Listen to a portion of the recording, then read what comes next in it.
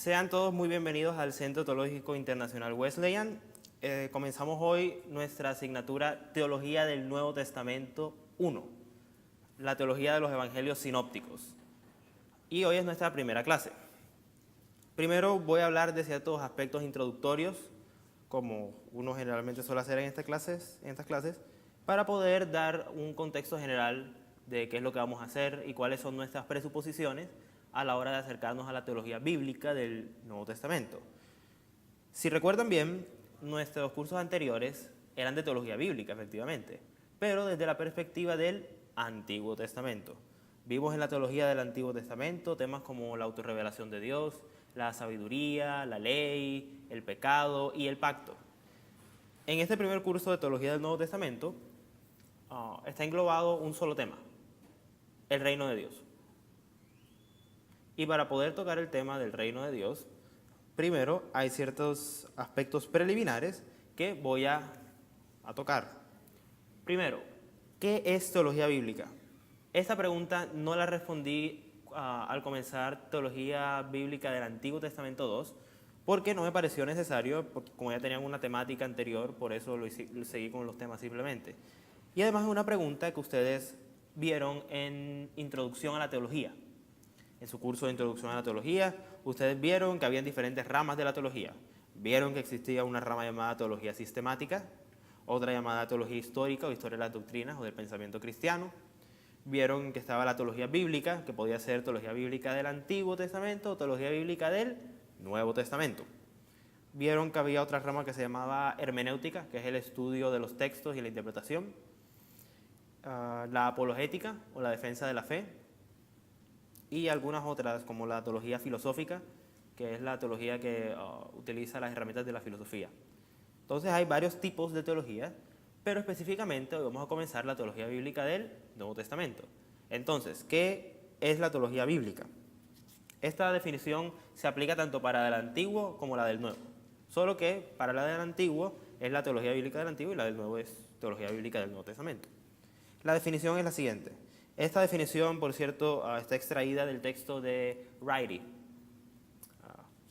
Dice, es el estudio del progreso de la revelación en su contexto.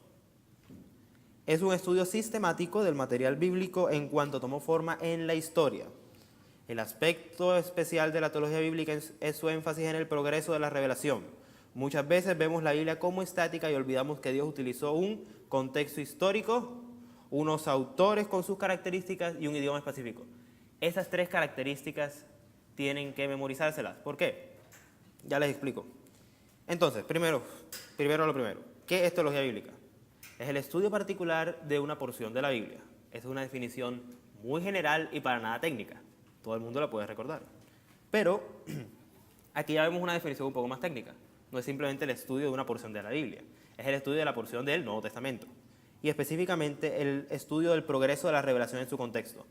Muchos de ustedes ahora mismo estarán pensando, el estudio del progreso. ¿Cómo así el estudio del progreso de la revelación? Recordemos una cosa, la revelación de Dios no fue instantánea, es decir, el Antiguo Testamento no bajó del cielo con todos sus libros. El Nuevo Testamento no bajó del cielo con todos los libros. Dios utilizó instrumentos. A eso se refiere el Nuevo Testamento en Pedro, cuando Pedro habla de la inspiración, por ejemplo, en 2 de Pedro. Él dice que Dios utilizó ciertos hombres. De hecho, la doctrina de la inspiración es una de las presuposiciones que debemos tener si vamos a analizar el Nuevo Testamento o el Antiguo Testamento. ¿Por qué? Cuando uno se acerca a un libro, lo primero que hace, ¿qué es? Bueno, lo menos lo primero que yo hago es ver quién es el autor. Uno ve la carátula, ve atrás, el autor es tal persona, estudió en tal parte, y uno ve la introducción y el contenido. Eso es más o menos lo que vamos a hacer hoy. Vamos a ver en el Nuevo Testamento, ¿cuál es el contenido? ¿Qué introducción debemos hacer? Esas cosas preliminares vamos a tocarlas hoy. Entonces, vemos que la teología bíblica del Nuevo Testamento tiene ciertas características. Por ejemplo, estudia la teología en su contexto histórico. ¿Qué significa estudiar la teología en su contexto histórico? Significa, de hecho, esto viene otra vez a la memoria lo que vieron en Introducción a la Teología, y es, cuando uno estudia la Biblia, uno debe saber quién fue el autor de un determinado libro, y cuáles eran sus circunstancias. Por ejemplo, uno nunca podría entender bien a Lucas si no sabemos un poquito sobre quién era Lucas, por qué escribió de forma diferente a Mateo, por ejemplo. Y aunque tienen similitudes, ¿por qué son diferentes? Si hay un tema que une a todos los sinópticos, ya lo vamos a ver, que hay un solo tema que une a Mateo, Lucas y Mateo, Marcos y Lucas. Pero en esa unidad también hay diversidad. ¿Qué define a cada autor? Unas características. ¿Qué depende de cuáles son las características de un autor? Su profesión, por ejemplo, dónde nació, con quiénes nació, con quién estudió, la cultura en la que vivió, por ejemplo. No es lo mismo pedir el lenguaje que utiliza un escritor del Nuevo Testamento al que utiliza uno del Antiguo. Cuando Moisés escribe en el hebreo antiguo, Moisés tenía el bagaje de la cultura egipcia. Cuando Pablo escribe en el lenguaje del Nuevo Testamento, escribe en griego y tiene el bagaje de la cultura no solo hebrea del Antiguo Testamento, sino de la cultura del intertestamentario, es decir, del periodo de silencio, del periodo de los 400 años de silencio. Pablo conocía las corrientes de teología judía de la época. Los autores conocían ciertas cosas. Y cómo nosotros deducimos que conocían ciertas cosas. No es simplemente un análisis abstracto que uno hace y entonces uno dice, no, parece que Pablo sí conocía la filosofía griega. No, uno lo analiza mediante los propios escritos del autor. Pablo, por ejemplo, demuestra que conoce las escuelas de filosofía griega, porque las conocía. También se nos demuestra que Pablo estudió bajo instrucción rabínica, conocía las escuelas de pensamiento rabínico, sabía cómo pensaban los judíos respecto al Mesías y por eso decía las cosas que decía en sus epístolas. Está muy claro que Pablo tenía un contexto, que Pablo no simplemente recibió la revelación y se le ocurrió poner ciertos detalles sobre, por ejemplo, el sacrificio a los ídolos o cosas por el estilo. No, eran también situaciones que estaban ocurriendo en un contexto histórico, en un punto determinado de la historia. Uno nunca puede olvidar que la Biblia se escribió en un contexto. Por ejemplo, cuando ustedes van a leer, qué sé yo, un libro, una novela, cualquier novela, y la escribió, digamos, Dostoyevsky, un autor ruso, es muy diferente a cómo escribe él, a cómo escribe, por ejemplo, Gabriel García Márquez. Muy, muy diferente, ¿verdad? Las novelas de Dostoyevsky son pesadas, son existencialistas, tienen reflexiones siempre profundas, entonces la cuestión de la angustia, eso es típico de los escritores existencialistas, a mí me gustan mucho. Entonces hablan de temas como la angustia, pero entonces uno va a otros libros y ve que hay otros autores con otras características, que no se la pasan todo el tiempo hablando de lo lúgubre, de la angustia existencial, del problema de la muerte, o cosas por el estilo. No, hay otros autores con otras características. Lo mismo pasa en el Nuevo Testamento. Como escribe Juan, es muy diferente a como escribe Pablo. El Evangelio de Juan, ¿por qué no está dentro de la categoría de los sinópticos? ¿Qué diferencia el Evangelio de Juan, el cuarto Evangelio, de los 3 evangelios anteriores? Que el autor es diferente, que Juan lo escribió en su etapa de madurez, casi al final de su vida. El Evangelio de Juan es profundamente cristológico. Juan tiene muchas interpretaciones cristológicas y es un gran evangelio para estudiar cristología, mientras que los 3 evangelios sinópticos se centran sobre todo en el tema del reino de Dios. El gran tema de los evangelios sinópticos, Mateo, Marcos, Lucas, ¿cuál es? El reino de Dios. Eso es algo que deben tener claro a partir de ahora. El tema central de los evangelios sinópticos es el reino de Dios. Ya vamos a ver qué significa, cómo entendían los judíos el reino de Dios, porque es una idea que tenían los judíos del periodo intertestamentario. Y por eso, cuando viene Cristo, los judíos dicen, pero no puede ser Él. ¿Por qué? Porque tenían unas tradiciones adquiridas en 400 años de tiempo, y pues los prejuicios son poderosos. Uno simplemente transporta en la misma situación al día de hoy. Si viene un tipo que nos dice, un tipo que sabemos que nació entre nosotros, que jugó con nosotros en el barrio, que lo vimos estudiar, crecer con sus papás, y después nos dice, ahora tienen que seguirme porque el reino de Dios ha llegado a la tierra. Uno dice, no, debe estar loco. Es lo que sucede, eso se llama leer la Biblia existencialmente, es decir, no leerla desde la perspectiva fría, racionalista, de uno dice, claro, yo como estoy en un mundo avanzado y moderno, ahora puedo hacer la crítica lingüística, la crítica literaria del texto. Aquí parece que esto no lo dijo Jesús. Y entonces hay una diferencia entre los dichos reales de Jesús y los dichos de la comunidad apostólica. No, uno no puede hacer eso. Aunque hay teólogos que lo hacen y no son buenos teólogos, son teólogos liberales, que tienen otras preconcepciones, otros presupuestos a la hora de enfrentarse al texto.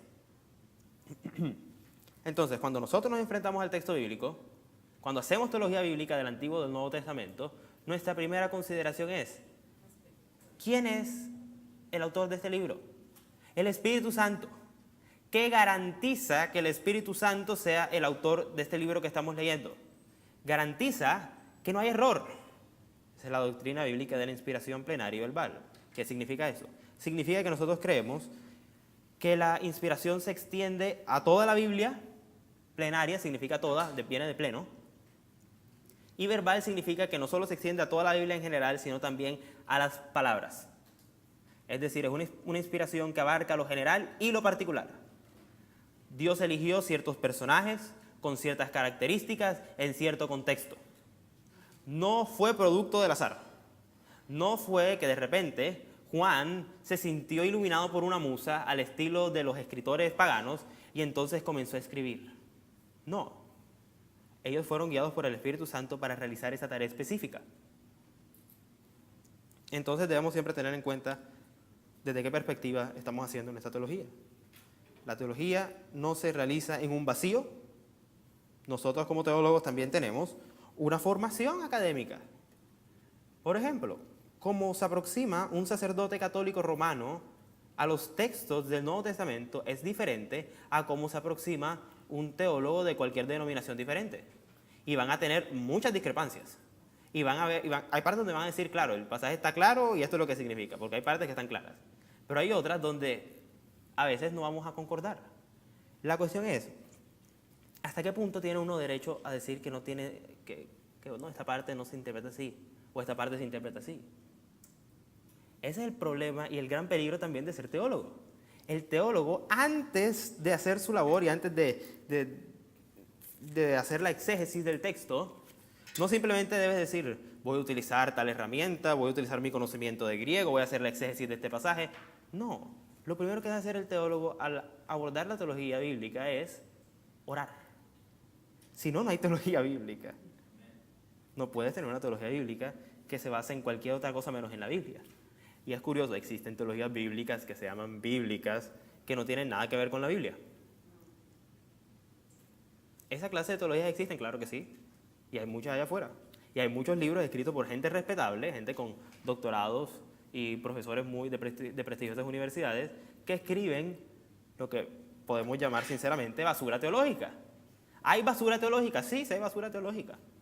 Por ejemplo, van a encontrar teólogos que les van a decir que Cristo no existió, que fue el producto de la imaginación de una espera de un Mesías que al fin y al cabo nunca vino.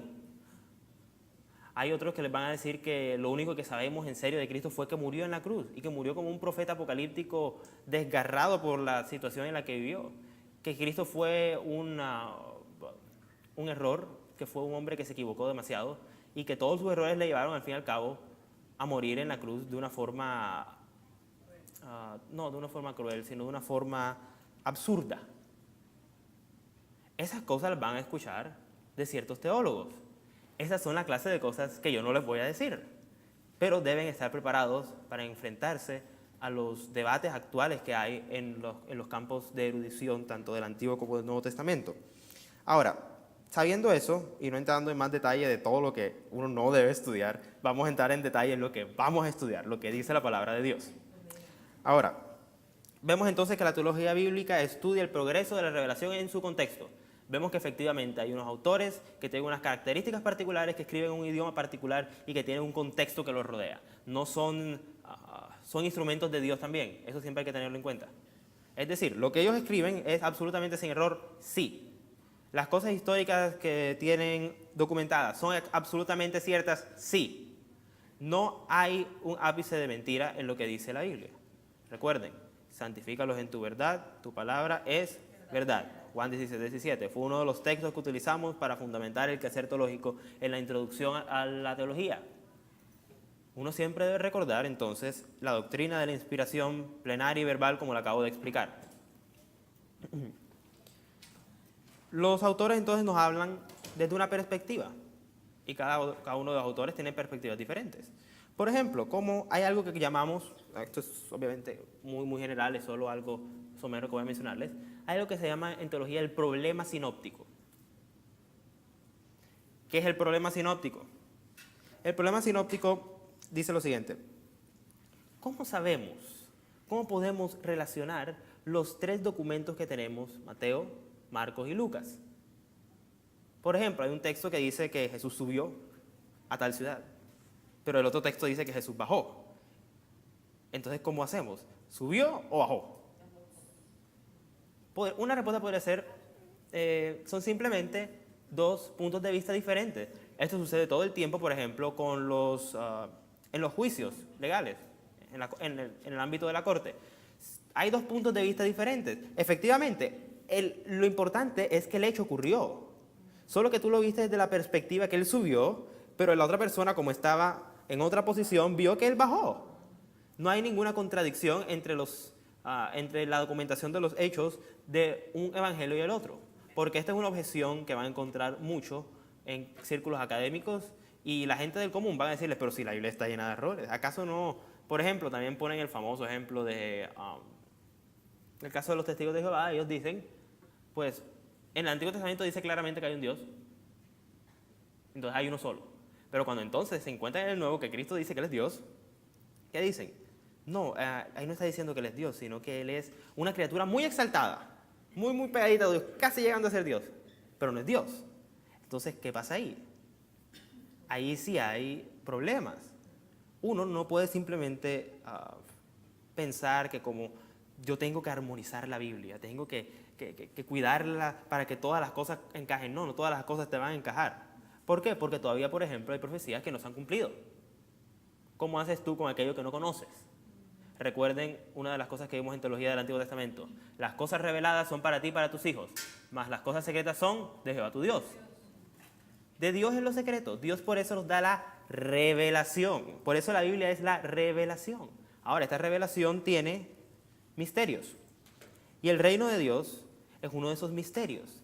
Hasta el momento que Cristo vino, la gente de la época no sabía qué era el reino de Dios. Esperaban algo que se llamaba el reino de Dios porque Juan el Bautista predicaba, viene el reino de Dios. Todo el mundo sabía, viene el reino. Pero ¿qué era el reino? No sabían en serio qué era el reino. Los teólogos de la época judíos tenían ciertas concepciones del reino que resultaron ser todas equivocadas cuando llegó el Mesías verdadero. Y por tener esas concepciones equivocadas, cuando llegó el Mesías ellos dijeron, no puede ser el Mesías, no corresponde a nuestra teología. ¿Cuántas veces nos puede pasar exactamente lo mismo a nosotros? Muchas. La mayoría de las veces, me atrevería a decir. El teólogo, por ser teólogo, simplemente no está libre de errores o de pecados. Tiene ambas cosas, errores y pecados.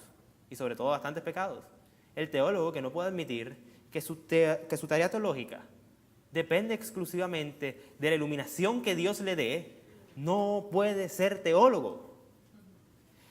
Con todo eso en mente, aproximémonos entonces a ver la teología bíblica del Nuevo Testamento en los evangelios sinópticos. Bien. Estudia la revelación en su contexto, ya vimos eso, incluye los aspectos históricos, de autor, lingüísticos y literarios. Su estudio debería estar precedido por los campos de la crítica bíblica, la historia y la lingüística. Ese es un punto que quiero hablar un poquito. ¿Por qué puse eso? Porque yo ciertamente creo que debería ser así. Sin embargo, no es lo común en ninguna institución teológica. ¿Por qué? Porque hay tantas cosas que ver en teología que uno no puede simplemente dedicarse a cada una de ellas. Después, cuando uno hace los doctorados, es que uno se especializa. Yo me especializo en Antiguo Testamento, en Nuevo Testamento, o en crítica bíblica, o en la parte lingüística. No podemos tener todo el bagaje del mundo para poder... Si quisiéramos eso, nunca llegaríamos a hacer teología bíblica, buscando todas las cosas que apenas la rodean. Entonces, un buen teólogo del Nuevo Testamento tiene cierta idea de todos estos campos. No es un experto en cada uno, porque su área de experticia se encuentra específicamente en la teología del Nuevo Testamento. Pero ciertamente conoce y tiene cierto entendimiento sobre todos los campos que lo rodean. Por ejemplo, el teólogo contemporáneo debe saber muchas cosas. Debe saber filosofía. El teólogo contemporáneo debe saber historia antigua, moderna.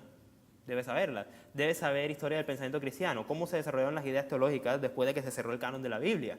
Debe saber, a lo menos tener muy buenas bases de griego y de hebreo. Debe saber historia para poder interpretar históricamente, gramatical históricamente, el Antiguo y el Nuevo Testamento. Todas estas tareas que preceden a la teología bíblica, aquí no las estamos viendo, pero ciertamente los animo a que las estudien, porque van a serles de ayuda. Ahora, van a haber partes, por ejemplo, en la crítica textual, donde a veces no concordemos todos, pero la crítica textual en general es muy sana. ¿Qué es la crítica textual? Es el arte de comparar manuscritos. La ciencia, es una ciencia. La ciencia de comparar manuscritos. El crítico textual lo que hace es que revisa tal manuscrito y tal manuscrito y ve cuáles son las similitudes y las discrepancias de los manuscritos para llegar a un mejor entendimiento de qué es lo que dice la Biblia en serio. Ahora, ¿significa eso que en nuestras traducciones no podemos confiar para nada en nuestras traducciones porque no son reflejo exactamente igual de los manuscritos originales? No, para nada. Dios preserva su palabra. Ahora, no significa que hayan ciertas variantes lingüísticas, por ejemplo, en la forma de interpretar ciertas palabras del griego o del hebreo. Sí, claro que las hay. Pero, en general, el mensaje básico de la salvación que se nos expone a través de toda la Biblia puede ser entendido por cualquier mente humana. Claro está, siempre y cuando Dios la haya iluminado. El mensaje de la salvación no es algo oculto que uno deba saber 20 idiomas y tener 15 doctorados para poder llegar a la conclusión: Cristo murió por mis pecados, debo arrepentirme. No necesitas 20 doctorados para entender eso. Cualquier persona con cierto grado de inteligencia pues lee la Biblia y entiende la idea general, específicamente el Nuevo Testamento. Pero nuestra tarea también es una tarea académica. No es una tarea que nosotros realicemos de forma abstracta. En la academia hay ciertas cosas que se deben hacer. Un buen teólogo, si se va a dedicar a la vida académica, debe buscar ser un lingüista competente. No puede simplemente decir: ay, no, es que yo me leo la Biblia en inglés o en español, y ya. Tus colegas se van a reír de ti enseguida. ¿Cómo así? ¿No sabes griego? Enseguida, lo primero que te van a decir: ¿cómo así que no sabes griego? Es absurdo que no sepas griego. Entonces, si queremos, además, no es solo por... Esa es la parte humana, y obviamente es muy frágil, no interesa tanto. El problema es, si nosotros no estudiamos la Biblia con seriedad, independientemente de los idiomas, pero si no dedicamos tiempo a estudiarla, no solo a hacer el devocional, porque muchos cristianos simplemente vienen, leen un capitulito y listo, se acabó. O a veces siquiera la tienen ahí la tienen así en la repisa: domingo en la mañana, voy para el culto. Ay, la Biblia, ¿verdad? Entonces la hacen así, la desempolvan, la meten en el bolso y van: sí. Y cuando viene la hora de la predicación la tienen ahí al lado y ni siquiera la abren. Y después vuelven y la ponen otra vez en el cosito. Son Biblias de museo. Se ven nuevecitas todo el tiempo. Es decir, Biblia que esté nueva es que no se lee. Mi Biblia está rayada por todas partes. Uno tiene que estudiar la Biblia. Tienes que rayarla porque así sientes, ok, ¿qué es lo que dice? Aquí dice esto, aquí dice lo otro. Me gusta rayar. Entonces, cuando nosotros tenemos esa actitud hacia la teología bíblica, simplemente decir: no, eso es una de dos. No, eso es muy complicado, eso es para los expertos nada más. No es solo para los expertos. O tampoco irnos al otro extremo y decir: ay, es que qué pereza. Porque esa es la otra. Gente que en mi cara me ha dicho: no, pero... Primero comienzan con las excusas: no tengo tiempo, no puedo. Van sacando las excusas y cuando se le van quitando las excusas, que Dios las va quitando a propósito, al final dicen: no, ¿sabes qué? Simplemente es que no quiero. ¿A Dios acaso le interesa que tú no quieras? Es un mandato. ¿Cómo podemos conocer a Dios? ¿Por medio de una intuición mística? Meditando: oh, Señor, revélate. No, uno no conoce a Dios así. Uno conoce a Dios leyendo lo que Él mismo escribe del mismo. Y si queremos entender lo que Él dice del mismo, pues debemos estudiar la Biblia y debemos tener en cuenta todas estas cosas que rodean el texto bíblico. Si bien no vamos a ser expertos en cada una de ellas, debemos tener cierta idea. Es algo bastante útil. Ese no es generalmente el caso, pues cada uno de estos estudios es detallado y bastante amplio, es lo que les acabo de decir. No es que nos vayamos a convertir en eruditos en cada uno de los campos de estudio que hay en teología, pero sí es bueno tener una idea bastante general. Siguiente, por favor. Entonces, ¿qué relación hay entre esta rama de la teología bíblica, y las demás ramas de la teología? Recuerden, cada una de las teologías que hemos visto no están aisladas. La introducción a la teología tiene que ver con la teología sistemática. La teología sistemática tiene que ver con la teología bíblica. La teología bíblica tiene que ver con la teología sistemática y con la introducción a la teología. Hay un corpus teológico donde todas las cosas están interrelacionadas y no son simplemente islas de conocimiento. Es decir, pasamos ahora de la isla del Nuevo Testamento a la isla del Antiguo Testamento. No, eso no pasa.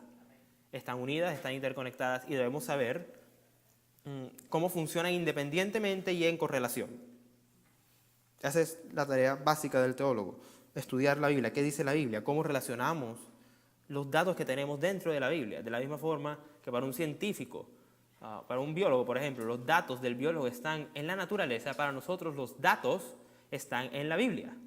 Los datos no están en la teología, no están en la razón, los datos no están en los sentimientos. Ahora, ¿significa que uno va a excluir totalmente de la tarea teológica la razón o los sentimientos? No.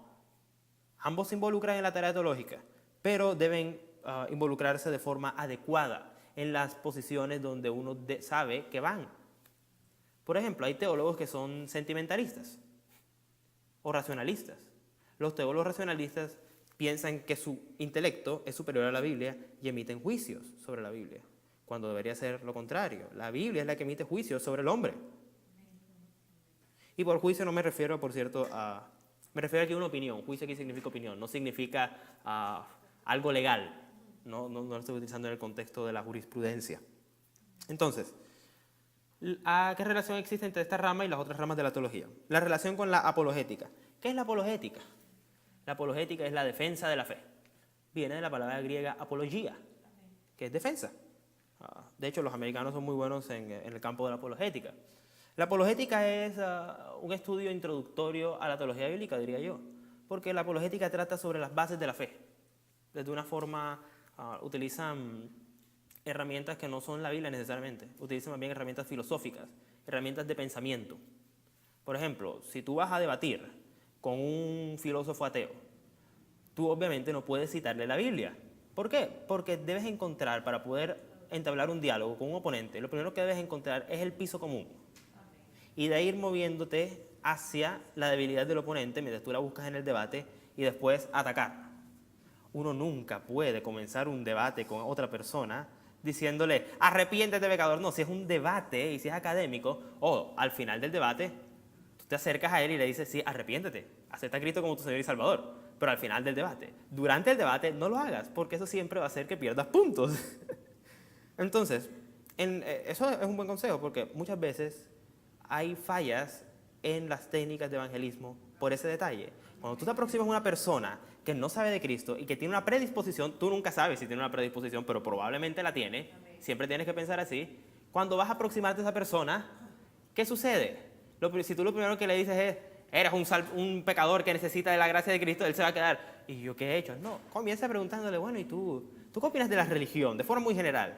Y luego ves, no ensanchando, sino ves haciendo el camino más pequeño hasta que lo lleves al punto donde quieres llevarlo. No entres nunca a un debate directo o confrontador de esa forma a la primera, porque no te va a funcionar. En técnicas de evangelismo estoy específicamente refiriéndome. Hay otros puntos donde, si por ejemplo es un debate entre dos teólogos que tienen las mismas presuposiciones, que la palabra de Dios es cierta y que Cristo ha muerto por ellos, entonces ahí sí uno puede utilizar sus posturas teológicas libremente. ¿Por qué? Porque tú sabes que tu oponente va a entenderlas y que tú entiendes las posturas de tu oponente y entra en un diálogo. Porque siempre hay un diálogo teológico. Recuerden que la teología no se hace aislado. Por ejemplo, el libro de texto que estoy utilizando para esta primera parte de la clase es de un autor con el cual yo tengo mis diferencias. Yo no sigo su interpretación del reino de Dios que vamos a comenzar hoy. ¿Por qué? Porque él dice que el reino de Dios todavía no ha venido. Yo no encuentro suficiente evidencia bíblica para esa postura. Sin embargo, hay mucha gente que cree eso actualmente en la iglesia y les voy a demostrar más tarde por qué. Entonces hay diferentes posturas. Hay quien dice que el reino de Dios ya vino, hay otros que dicen que no vino y que lo estamos esperando todavía, hay otros que dicen que sí vino pero no se ha consumado, que es mi postura. Ahora, ya vamos a hablar más en detalle de eso. La relación con la apologética, ya la vimos. La relación con la exégesis. Perdón, ahí me faltó agregar una. La relación con la introducción al Nuevo Testamento. Lo que les mencioné al principio, hay ciertos datos que uno debe buscar por tener un bagaje general sobre lo que va a estudiar. La introducción al Antiguo Testamento estudia el canon del Nuevo Testamento, estudia las características de los autores, estudia lo que llamamos la crítica textual y la crítica alta, el contexto, las diferentes opiniones que han tenido sobre esa porción de la Biblia muchos teólogos a lo largo de la historia. También es bueno investigar qué han dicho otros. Recuerden que uno como teólogo, el buen teólogo nunca busca ser original. Eso es una regla. Los grandes teólogos nunca han sido originales. Entonces, cuando tú vas a buscar cuando tú vas a sentar una postura teológica, lo primero que debes hacer es buscar en la Biblia, después de tener las evidencias bíblicas, busca qué dijeron otros teólogos antes de ti. A lo mejor hay algunos que sustentan tu postura y hay otros que la refutan. Estudia ambos. Mira para ver qué argumentos a favor de tu postura tienen los demás teólogos y mira qué han dicho en contra otros teólogos. Y puede que llegues a una postura nueva o una postura intermedia y más equilibrada entre dos extremos totalmente indeseables. Entonces, de eso también nos encargamos en la introducción al Nuevo Testamento. Por eso estudiamos ahí el canon, cómo se formó, las fechas, en qué época se escribió cada uno de los libros, la crítica textual, que ya mencioné, y el contexto. En las obras de introducción al Nuevo Testamento, generalmente uno también estudia cuál era el contexto en el Nuevo Testamento, por ejemplo, del judaísmo de la época, cuál era el contexto del Imperio Romano de la época. Recuerden, en ese momento de la historia, cuando llega Cristo a la tierra, hay una convergencia entre culturas diferentes, culturas orientales y culturas occidentales. Y esa convergencia de esas dos clases de culturas totalmente diferentes afecta al cristianismo en el siglo I y se crea una de las primeras herejías por causa de esa confluencia. En el siglo I y siglo II la gran herejía se llama el gnosticismo, que era una mezcla de elementos paganos con elementos cristianos. Era sobre todo paganos, pero tomaban ciertos elementos del cristianismo. Uno tiene que conocer ese contexto para poder entender, por ejemplo, el debate que tiene Pablo con los judíos sobre la ley. No es un debate abstracto, es un debate que ya venía desde antes. No es un debate nuevo, es un debate antiguo. Y es un debate que de hecho se sigue teniendo el día de hoy. Todos los datos que nos da la Biblia son contemporáneos y son antiguos al mismo tiempo. Todos los debates que tuvo Cristo con los fariseos los tenemos nosotros muy a menudo con otras personas. Y encontramos en la Biblia, bueno, ¿qué dijo Cristo al respecto del divorcio? Entonces tú buscas qué dijo Cristo. ¿Qué creían los sacerdotes de la época sobre el divorcio? ¿Creían esto? Oh, ok. ¿Por qué lo interpretaban así si en el Antiguo Testamento no está así? Entonces tienes que irte al periodo intertestamentario que queda en la mitad, que no está en la Biblia. Eso tienes que conocerlo un poquito si quieres entender, por ejemplo, por qué algunos de ellos veían el reino de Dios como algo militar o como algo espiritual. Tienes que estudiar ese periodo de tiempo para poder ver, oh, claro, esta idea del Antiguo Testamento se distorsionó en esta parte del periodo de silencio de Dios y después, por eso fue que Juan el Bautista dijo esto al respecto. Claro, hay una continuidad histórica. Muchas veces, como no tomamos el tiempo para estudiar estos detalles históricos, está a la brecha de los 400 años y cuando pasamos de aquí, del antiguo al nuevo, no sabemos por qué ciertas cosas pasan. De repente en el Nuevo Testamento aparecen unos señores llamados fariseos, otros saduceos, y vemos que los gobernantes son romanos, ya no están en el exilio. ¿Cómo pasó eso? Hay cristianos que ni siquiera se lo preguntan. Y siguen derechito, chun, chun, chun, chun, chun. No digo que esté mal, pero si uno quiere entender bien qué es lo que nos dice la Biblia, tienes que hacer un esfuerzo y estudiar su contexto. Debes estudiar su contexto. O por ejemplo, ¿cuál era la educación de Pablo? ¿Influenció la educación de Pablo en su forma de escribir y en su forma de decir las cosas? Claro que sí. Pablo no escribía como cualquier persona. Pablo tenía una estructura mental. Pablo, por eso en sus cartas, tiene una estructura. Las cartas tienen una estructura. Hay una salutación, hay un cuerpo, hay tema A, tema B, tema C, tema sub A, sub B, sub C, y así sucesivamente. La escritura de Pablo tiene unas características diferentes a la de Juan, por ejemplo. Esa clase de cosas uno debe buscar a los expertos, qué es lo que dicen, y uno debe ir y decir, claro, aquí dice tal cosa, aquí dice tal otra. Por ejemplo, en el Apocalipsis de Juan, en los primeros 3 capítulos, hay algo que llamamos la estructura quiástica. Es decir, que va así, A, B, B, C, C y D, y después se vuelve a abrir. Esa estructura uno la encuentra totalmente en el Apocalipsis específicamente. Esa clase de cosas no te las va a decir el texto bíblico. Tienes que consultar a los expertos en la literatura de la época que cuando hacen la comparación dicen, bueno, aquí parece que esto aquí se ajusta a este patrón literario, aquí no. Ahora, no siempre tienen razón estas personas, claro que no. Hay muchas veces que se equivocan. Entonces uno debe también ejercer una mente crítica a la hora de hacer la labor teológica y no simplemente andar recopilando todas las fuentes posibles. Eso nunca se puede hacer. De hecho, no es saludable. Busca autores que tengan un pensamiento parecido y trata de ver qué te dicen a ti sobre el tema que tú estás estudiando, después de que tú mismo has hecho ¿qué? La exégesis. la primera cosa que hace el teólogo a la hora de enfrentarse al texto es la exégesis. Tú lees lo que dice, tú escribes en un pedazo de papel, bueno, versículo 1 tal, versículo 2 tal, y explicas cada uno de los versículos. Después vas y ves qué dicen otros teólogos. Nunca saltes directamente del texto bíblico a los comentarios. No es saludable. Haz el ejercicio de la exégesis. Un buen teólogo debe practicar la exégesis todos los días. ¿Por qué? Porque la exégesis, eso sí, es también un don de Dios. Hay grandes teólogos que son exégetas. Todos los teólogos deben tener algo de exégetas, pero no todos los exégetas son teólogos.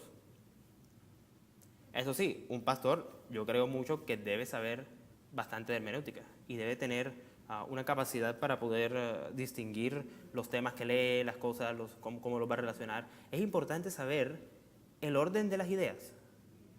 Y eso es de las clases de cosas que nosotros hacemos aquí cuando estudiamos teología. Estudiamos cómo está organizado el pensamiento de un determinado autor. Bien, la relación con la exégesis, ya dijimos. Se busca en la exégesis también descubrir el patrón teológico de los autores, cuáles son sus ideas centrales. Por ejemplo, una idea central en Pablo, ¿cuál es? La idea de estar en Cristo. ¿Cuántas veces en diferentes cartas Pablo dice en Cristo? Nunca se han puesto a hacer el análisis. Busquen qué tantas veces Pablo utiliza la expresión en Cristo. En Cristo, en Cristo, en Cristo, en Cristo. Muchísimas veces. Hay una razón para eso. No es que Pablo simplemente le dio la gana de utilizar la expresión. No, él lo utilizó con un propósito. Cada vez que él dice que algo sucede en Cristo, está utilizando un lenguaje específico. ¿Por qué lo hace? ¿Qué significa? ¿Qué enseña Pablo cuando enseña de lo que llamamos en teología la unión mística? ¿Cómo así que estamos en Cristo, que somos miembros de su cuerpo? ¿Qué quiere decir Pablo con eso? Esa es la clase de cosas que uno debe buscar estudiar en la teología del Nuevo Testamento. Es básicamente una teología exegética. Es una teología exegética. Bien. Y por último, ¿cuál es la relación entre esta teología, la teología bíblica del Nuevo Testamento, y la teología sistemática? En el orden de ideas, la teología bíblica debería preceder a la teología sistemática. Sin embargo, no es generalmente lo que sucede en los centros de enseñanza teológicos. ¿Por qué? Porque la teología sistemática, como es sistemática, es más sintética. Tiene la compilación de todos los materiales bíblicos y extrabíblicos para estudiar determinados temas. La teología bíblica se centra en una porción y hasta a veces en ciertos libros. Por ejemplo, yo vi más cursos de teología sistemática que cursos de teología bíblica. Yo solo vi 4 cursos de teología bíblica y vi 8 o 9 de teología sistemática, el doble. ¿Por qué? Porque la teología sistemática tiene un enfoque mucho más amplio que la teología bíblica y generalmente es lo que se hace en los currículos teológicos, se hace así. ¿Es totalmente saludable? No, pero entiendo por qué lo hacen, por razones de espacio y tiempo, pero después de uno salir de todo ese estrés de estudiar todo tan rápido, yo les aconsejo, dedíquenle tiempo a la teología bíblica, tanto del Antiguo como del Nuevo Testamento. Hagan la tarea de la exégesis en sus casas, lean todos los días y hagan la exégesis, lean. Es algo que se debe practicar. Si uno no lo practica, si uno no lo pone en práctica, no vas a mejorar. Por eso hablamos de que la exégesis no es tanto una ciencia como una técnica, un arte. La hermenéutica sí es una ciencia, es decir, es la ciencia de la interpretación. La hermenéutica postula cuáles son los principios de interpretación de un texto, mientras que la exégesis es la aplicación de esos principios en el texto. Esa es la diferencia entre hermenéutica y exégesis. Entonces, ¿qué relación tenemos entre la exégesis y la teología bíblica? Bastante. Es una teología básicamente exegética. Uno debe buscar que su teología bíblica sea exegética. Y la relación con la teología sistemática que la acabo de mencionar. Ok, siguiente, por favor. Ahora sí, entremos en materia. Vayamos todos a Mateo capítulo 3. Hoy voy a estar hablando de Mateo capítulo 3 porque es apenas la introducción del tema. Vamos a ver cómo introduce Mateo el tema del reino de Dios. Mateo 3, vamos a ir hoy hasta el versículo 17 de Mateo. No lo voy a leer, sino que lo voy a leer a medida que vayamos analizando cada una de las porciones, a medida que vayamos haciendo la exégesis. Vamos a leer entonces de Mateo 3 únicamente los 3 primeros versículos y vamos a ver qué desprendemos de esos 3 versículos iniciales. ¿De qué nos habla Mateo 3? De Juan el Bautista. Del 1 al 3, ¿qué dice? En aquellos días vino Juan el Bautista predicando en el desierto de Judea y diciendo: arrepentíos porque el reino de los cielos se ha acercado. Pues este es aquel de quien habló el profeta Isaías cuando dijo: voz del que clama en el desierto, preparad el camino del Señor, enderezad sus sendas. Bien, ¿quién era Juan el Bautista? ¿Por qué la importancia? ¿Por qué se nos menciona en Mateo, Marcos, Lucas, Juan? ¿Por qué? ¿Una casualidad? No. No era una casualidad. Hay una buena razón por la cual se menciona en todos los evangelios a Juan. No Juan el apóstol, sino Juan el Bautista. ¿Y por qué eso puesto al lado, el Bautista? ¿Por qué le decían el Bautista? Vamos a ver ya por qué era eso y cómo entendían, por ejemplo, los judíos en su época el bautismo. ¿Cómo hacían el bautismo? O sea, ¿para qué hacían el bautismo los judíos antes de Juan? ¿Había un bautismo antes de Juan? La respuesta es sí, había un bautismo antes de Juan. Pero ¿por qué el de Juan es tan diferente? ¿Por qué los mismos judíos iban a recibir el bautismo de Juan si ya eran judíos, ya pertenecían al pueblo del pacto? No tenía sentido que se bautizaran. Vamos a responder estas preguntas hoy. Son preguntas que debemos tener en cuenta porque nos ayudan a entender en un contexto muy general qué es el reino de Dios. Ya en nuestras próximas clases, en nuestras próximas 3 clases, vamos a entrar directamente al tema del reino de Dios y a estudiar ciertas parábolas del reino. Pero hoy es la parte introductoria donde debemos ver qué creían todos los que veían a Cristo cuando Él hablaba del reino de Dios. ¿Y qué fue lo que cambió en la mente de ellos cuando Cristo dijo: el reino de Dios no es lo que ustedes creen que es el reino de Dios. El reino de Dios es tal, tal, tal y tal. Y después todos decían: oh, no tiene nada que ver con lo que nosotros creíamos. Hoy vamos a analizar entonces la primera parte de este tema. A ver. Israel no había escuchado la voz audible de Dios en 400 años. El periodo intertestamentario. No había profecía. No hubo profecía durante ese tiempo. ¿Qué hacían los judíos entonces? Si ya no había profecía, no podían escuchar la voz audible de Dios. Se dedicaron al estudio de la Biblia, al estudio de la Tanaj. Bien, dirá uno, pues, qué bueno, los judíos se dedicaron bien al estudio, efectivamente. Se dedicaron al estudio de la palabra de Dios, pero en el proceso hubo algo que los cambió radicalmente de como lo vemos en el Antiguo Testamento a como lo vemos a principios del Nuevo. Vemos que en el Nuevo hay nuevos grupos de personas. Hay gente llamada fariseos, hay otros llamados saduceos, y todos los feos. Están todos otros grupos y, por ejemplo, vemos también a los maestros de la ley. ¿Qué diferencia hay entonces entre los maestros de la ley y los fariseos y los saduceos, por ejemplo? Mientras que los fariseos y los saduceos, aunque sabían algo de teología, no eran teólogos por profesión, sino que eran sectas dentro del judaísmo de la época, los maestros de la ley eran los teólogos. Cuando a Cristo lo encuentran sus padres en el templo, ¿con quién estaba hablando él? No estaba hablando ni con fariseos ni con saduceos, estaba hablando con los maestros de la ley, los doctores de la ley, es decir, los teólogos. Por eso existe la distinción. Los otros habían estudiado teología, sí, pero no se habían dedicado de lleno a la tarea teológica como los doctores de la ley.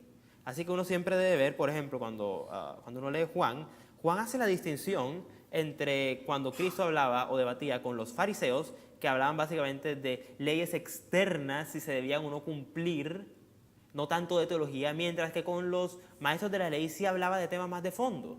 Los maestros de la ley no estaban desubicados, sabían teología.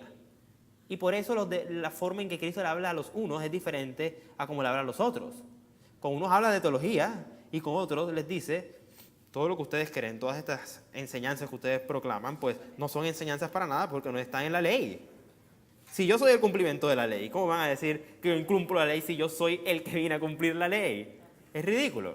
Claro, desde la perspectiva de ellos, pues, ¿qué se cree este hombre? No tuvo una educación teológica propia, no fue a una escuela rabínica. ¿Cómo se atreve a discutir con nosotros? Y sin embargo vemos que todas las veces Cristo siempre le ganó el debate. Entonces, por eso fue que lo terminaron matando. Ellos dijeron: no, pero este hombre, ¿cuál fue el crimen del que lo acusaron? Tú, siendo hombre, te haces Dios. Para ellos obviamente no era el Mesías. Y vamos a ver por qué. ¿Qué tenían ellos en la cabeza? ¿Qué pensaban ellos que era el Mesías? He ahí la pregunta. ¿Qué era para ellos el Mesías? No, podríamos responder igual que ellos: es un rey. Efectivamente, el Mesías es un rey. pero era un rey escondido. Hay algo que Martín Lutero llamaba el Deus absconditus y el Deus revelatus, él hacía esa distinción. El Dios escondido y el Dios revelado. Cuando cuando la segunda persona de la Trinidad se encarnó, era el Dios escondido. Dios estaba escondido entre nosotros. Recuerden que la palabra ahí es tabernaculizó, es decir, hizo tabernáculo, hizo morada entre nosotros. Era Dios caminando entre nosotros. No era simplemente una apariencia, un fantasmita, no.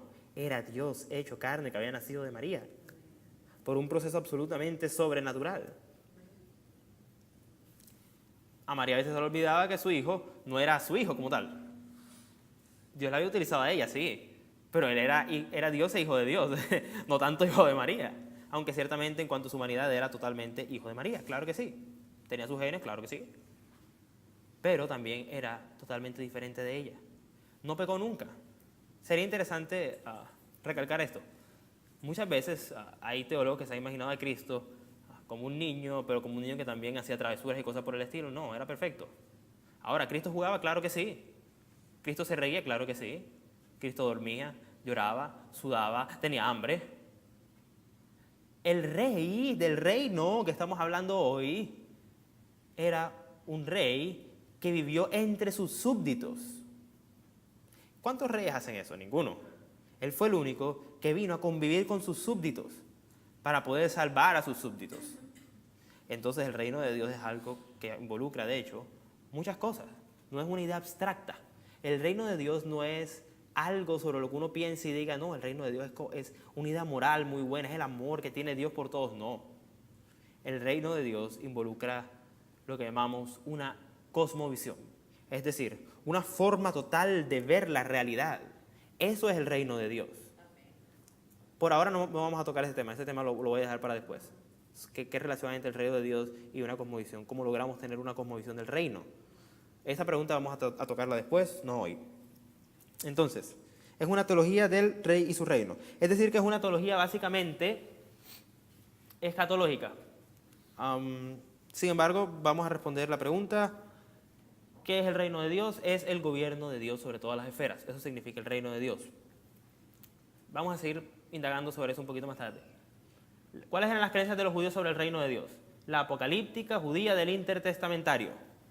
¿Qué quiero decir con eso? Eso suena así todo complejo, muy grande y condensado. No. Es algo que voy a explicarles ahora.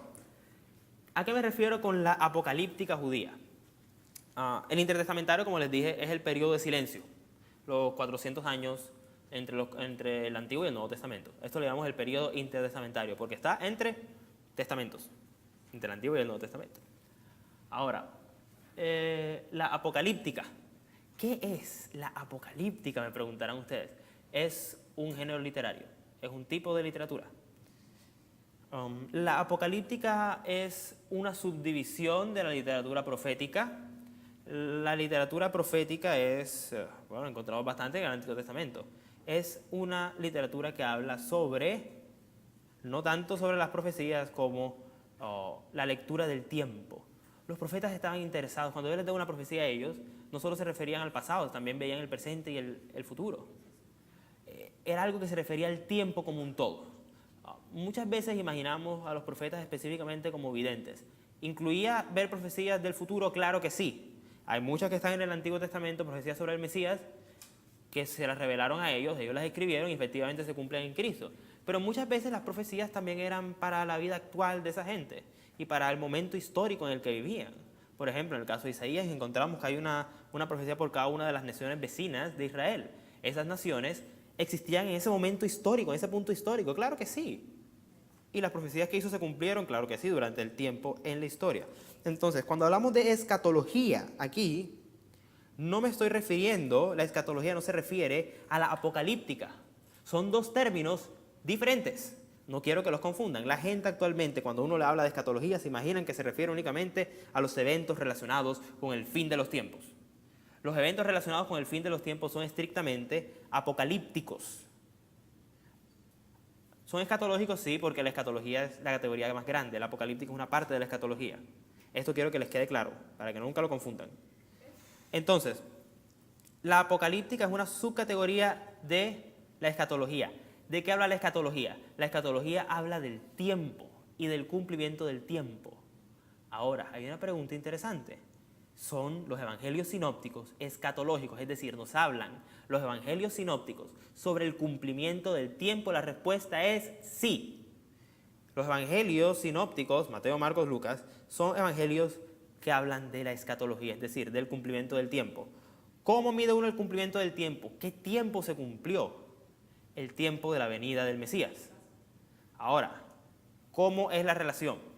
Primero es el cumplimiento del tiempo y por eso viene el Mesías, o porque viene el Mesías es el cumplimiento del tiempo.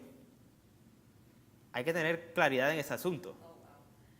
Es el cumplimiento del tiempo porque Dios está mirando el tiempo y dice, ok, sí, ahora sí es hora de mandar a mi hijo. O es porque desciende el Hijo de Dios que se cumple el tiempo. El tiempo se cumple porque desciende el Hijo de Dios, por la encarnación. Ese es el cumplimiento del tiempo. No de la forma inversa, porque de lo contrario significaría que Dios no es soberano sobre la historia, sino que a lo largo de la historia ya hay un tiempo predeterminado y Dios tiene que mandar al Hijo. No. Aunque obviamente eso estaba en el plan de Dios, fue cuando bajó el Hijo, que se cumplió el tiempo. He ahí una de las primeras cosas que debemos aprender para poder acercarnos correctamente a la predicación del reino de Dios que hace el Señor Jesucristo. Continuando entonces con nuestro tema del día de hoy, la teología del Nuevo Testamento, específicamente la teología de los evangelios sinópticos, estábamos viendo qué era lo que significaba el reino de Dios. Vemos que los judíos tenían ideas muy diferentes que se habían formado durante el periodo del silencio, es decir, durante los 400 años que preceden al Nuevo Testamento, los 400 años de silencio que están entre el Antiguo y el Nuevo Testamento, vemos que los judíos adquirieron una forma muy específica de ver el reino de Dios. Cuando llega Cristo a la tierra y ven que Él proclama el reino de Dios, ellos dicen, pero no corresponde a nuestra expectativa. Para ellos, el Mesías iba a ser un guerrero, un libertador militar. No iba a ser un hombre que predicara el reino de los cielos y sanara enfermos e hiciera todo lo que hacía. No, ellos esperaban un tipo que venía con una gran espada, asesinaba a todos los enemigos de Israel, instauraba un gobierno militar y político, y entonces Israel gobernaba el mundo de forma casi que despótica. No, al contrario, cuando llegó Cristo, no nació en condiciones de lo que humanamente llamaríamos un rey. Cristo nació en un pesebre. Muchas veces no entendemos qué significa que haya nacido en un pesebre. Nació con animales. Un bebé entre animales. El sitio te aseguro que olía horrible. Esas fueron las condiciones en las que nació el Señor. Y sin embargo, aquí lo vemos efectivamente manifestándose claramente como el rey. Cuando Él dice, el reino de Dios se ha acercado, ¿qué está diciendo? Que Él es rey. Hay un reino sin rey no es reino. ¿Cuál es el rey del reino de Dios? Cristo. Ahora, este gobierno de Cristo, eso es lo que significa al fin y al cabo la basileia tu Theou, en griego, la expresión es el reino de Dios. ¿Qué significa en sí la expresión? El reino de Dios. Porque eso ha causado muchos debates entre los teólogos. ¿Qué significa el reino de Dios como tal? ¿Es algo material? ¿Es algo espiritual? ¿Es algo que involucra ambas dimensiones de la realidad? Sí, esa sería mi respuesta. El reino de Dios involucra una dimensión espiritual y una dimensión material también. Perdón. Cuando Cristo llega y comienza su ministerio, la gente, ¿cómo lo veía? Muchos decían, no, ese es como Juan el Bautista, lo termina ahorita matando, ya eso no dura mucho. Pero no, hubo algo diferente entre el ministerio de Juan el Bautista, que vamos a verlo ya dentro de poco, y el ministerio del Señor. Juan el Bautista solo proclamaba que el reino de Dios iba a venir, no que ya había llegado. Entonces, ¿qué es lo que caracteriza la llegada del reino de Dios? El ministerio, el comienzo del ministerio terrenal del Señor Jesucristo. Cuando Cristo comienza su ministerio, Él dice, ahora sí, aquí está. No se ha acercado, ya está aquí. Fue la irrupción del futuro en el presente. Esta forma de hablar puede sonarles un poco paradójica, extraña. Voy a explicarla. ¿Qué significa? Significa que en el momento en que Cristo llega a la tierra, Cristo es el que nos marca el cumplimiento de todas las cosas. Todo se mide a partir de la venida de Cristo, de la muerte de Cristo. Todo es a partir de Cristo. Cuando Cristo llega, irrumpe en el espacio y en el tiempo y comienza su predicación sobre el reino de los cielos. Por cierto, no hay que hacer ningún comentario sobre esto. Reino de los cielos, reino de Dios son sinónimos. No hay ningún debate al respecto, aunque ciertos teólogos han tratado de diferenciarlos inútilmente. No creo que haya ninguna diferencia entre ambos términos. Entonces, Cristo llega y comienza su ministerio terrenal. Y cuando predica el reino, ¿qué es lo que veía la gente de la época? Ellos decían, bueno, la secta de Qumran, ¿qué creía entonces en la apocalíptica judía? Y la apocalíptica es el tipo de literatura, ya vimos, que habla sobre específicamente el fin de los tiempos. Una vez más repito, la escatología es el tiempo, simplemente, las obras de Dios en el tiempo, cómo se mide el tiempo. La apocalíptica es una subdivisión de la escatología que trata específicamente del final del tiempo. Es decir, cuando llega Cristo, hay una mezcla de ambas cosas. ¿Es un cumplimiento escatológico? Claro que sí, es un cumplimiento escatológico, es decir, es un cumplimiento del tiempo señalado en el plan eterno de Dios. Cristo irrumpe en la historia y entonces decimos, claro, el cumplimiento del tiempo ya está aquí. Comienza su predicación sobre el reino. Entonces vemos que la teología de los sinópticos es una teología del reino. Ahora, ¿qué creían las sectas de Qumran? ¿Cuál era la creencia en esa época sobre el reino de Dios? Cristo llega y predica una cosa, pero en la época la gente pensaba otra cosa. ¿Quiénes habían contribuido a dañar la concepción del reino de Dios? Ciertas sectas, no todos los judíos específicamente, pero sí ciertas sectas dentro del judaísmo. Los de Qumran eran una secta específica que incluso eran mucho más rígidos que los fariseos. Un dato interesante que quiero que lo recuerden siempre es el siguiente. Los fariseos originalmente no eran obsesivos con la ley, o sea, no era una cosa obsesiva como la muestran a veces los escritores bíblicos. Originalmente los fariseos eran judíos muy sinceros que querían era apartarse de las mezclas con el paganismo y por eso se dedicaron a un estudio serio de la ley y a una vida santa. Así fue como originalmente comenzó el fariseísmo en el periodo del intertestamento, es decir, en los 400 años de silencio. Así fue como comenzó los fariseos. Cuando llegamos al Nuevo Testamento, vemos que el fariseísmo ha degenerado. Los fariseos de la época del Señor Jesucristo específicamente ya no veían la ley como aquello que los podía llevar a Dios, sino que estaban viendo la ley como un medio de salvación. Ya la salvación para ellos no era del Señor, sino que era una salvación de la ley. He aquí la diferencia básica entre lo que creían los judíos del Antiguo Testamento y el cambio que ocurrió entre el Antiguo y el Nuevo Testamento. En esos 400 años hubo un cambio en el pensamiento judío. Al no ver que se cumplían las profecías mesiánicas, se desesperaron. No esperaron el cumplimiento del tiempo y decidieron cambiar el cumplimiento del tiempo por un cumplimiento de la ley. Ahora, ¿qué buscaban ellos con el cumplimiento de la ley? Traer el reino de Dios. Pero entonces para ellos el reino de Dios era algo muy diferente. Para ellos el reino de Dios, ¿qué era? Era el cumplimiento estricto de la ley. Cumplían la letra de la ley, más no el espíritu. ¿Originalmente fue hecho con mucha buena intención? Claro que sí. Tuvieron mucha intención, tuvieron una buena intención, pero eso necesariamente degeneró. Y cuando llegamos al tiempo cuando llega el Señor Jesucristo y dice, ahora sí, ha llegado el cumplimiento del tiempo, yo soy el Mesías, el reino de Dios ya aterrizó en la tierra. Ellos, cegados, dicen, el reino de Dios no aterrizó en la tierra. Nosotros ya estamos en el reino de Dios porque estamos cumpliendo la ley. No necesariamente. Recuerden que la ley se cumple como agradecimiento, no como condición para ser salvo. Y por eso después el Señor Jesucristo utiliza muchas, pero muchas parábolas hablando del reino de Dios. El reino de Dios es como tal cosa, el reino de Dios es como tal otra cosa. Cristo hablaba en parábolas para decirles. De hecho, un dato importante es que cuando los discípulos le preguntan a Jesús, bueno, ¿y tú por qué no les dices las cosas a la gente con claridad. Cristo da una respuesta un tanto dura. Él dice, porque es que para que oyendo no entiendan. Cristo, y para que oyendo lo vean.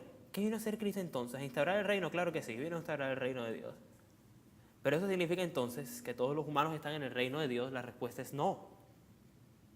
Esa respuesta de Cristo revela ciertamente que el reino de Dios en la tierra, que el reino de Dios como una forma de ver la voluntad de Dios que uno debe hacer aquí en la tierra, no todos la tienen. Obviamente, los cristianos están bendecidos sabiendo cuál es la voluntad de Dios.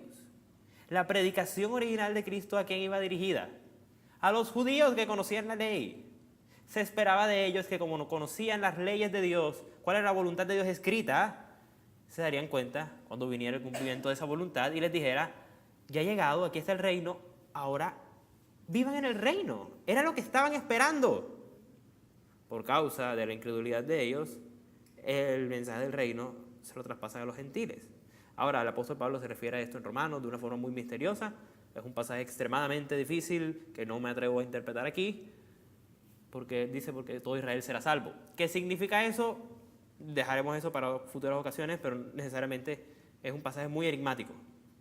Y ciertamente el pueblo de Israel es el pueblo del pacto. Recuerden que vimos el pacto. El pueblo de Israel es el pueblo del pacto. Y Dios es el Dios de ellos por pacto, y recuerden que es un pacto incondicional.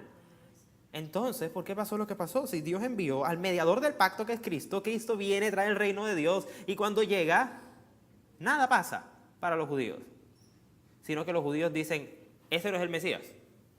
Ahora, eso debía pasar por obvias razones. Ya sabemos, porque la Biblia nos lo dice, que era para que la salvación pudiera ser ofrecida también a los gentiles.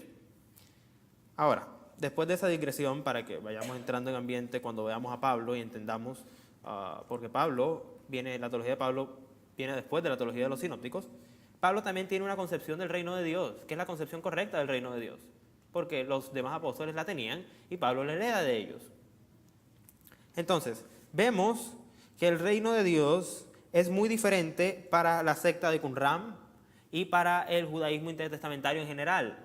Por eso cuando llega el Señor, los escribas dicen, bueno, pero esto no corresponde nada a la tradición. He ahí la palabra clave, tradición. ¿Qué habían aprendido ellos durante los 400 años de escuelas rabínicas? ¿Qué habían estudiado ellos?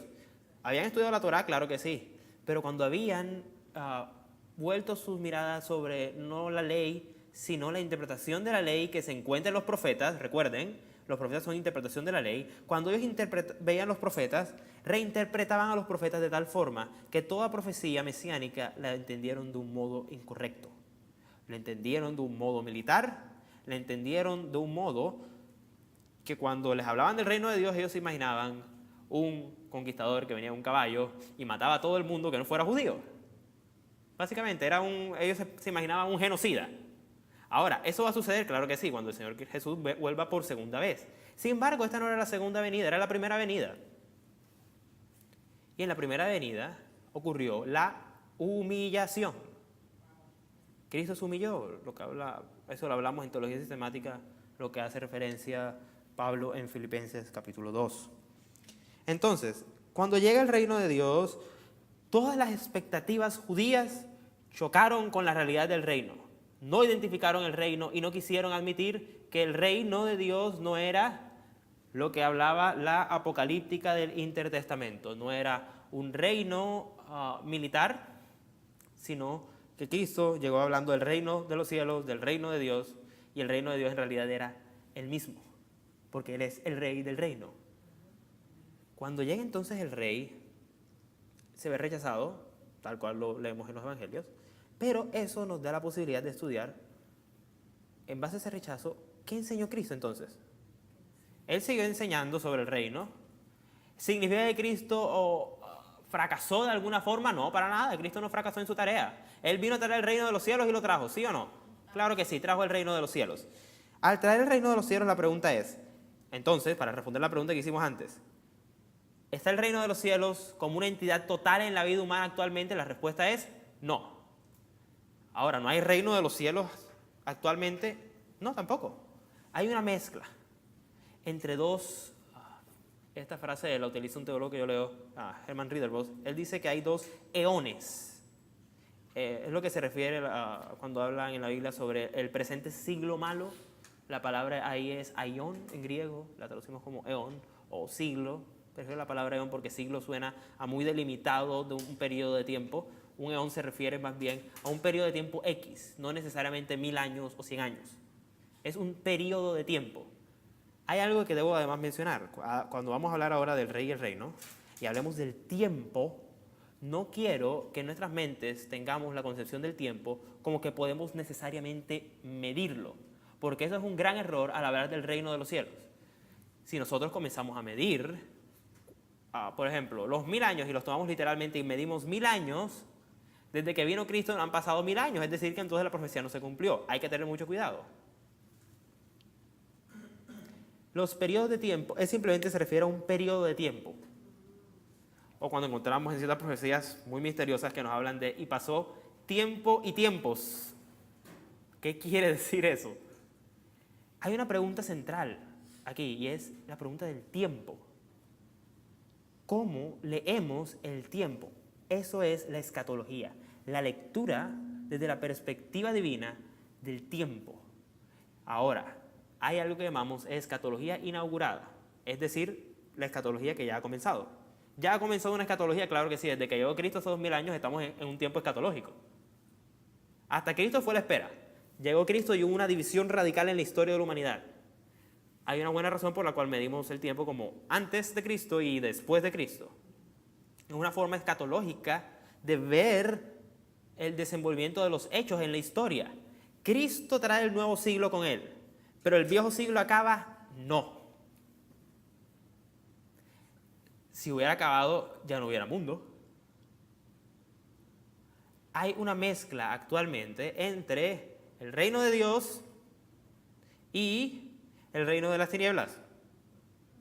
Esto no es algo abstracto, es una lucha que debe vivir el cristiano diariamente. El cristiano tiene dos grandes enemigos, uno interno y otro externo. El primer enemigo es la carne, tal cual lo dice el apóstol Pablo. Por eso suena buenísimo ponerle el título de la vida del cristiano, durmiendo con el enemigo. Porque es verdad, el gran enemigo de uno no es tanto el diablo. El gran enemigo de uno es el pecado, el famoso pecado que mora en mí, del que habla Pablo. Uno mismo es su enemigo. Y el segundo enemigo es el mundo. Es decir, no voy a alcanzar a tratar el tema del mundo en Juan, porque la teología del Nuevo Testamento solo va a ser de Pablo, pero voy a definir aquí un poquito qué significa la frase del mundo cuando Juan lo utiliza, que es sobre todo Juan el que utiliza el término del mundo. El mundo no significa todo lo que nos rodea.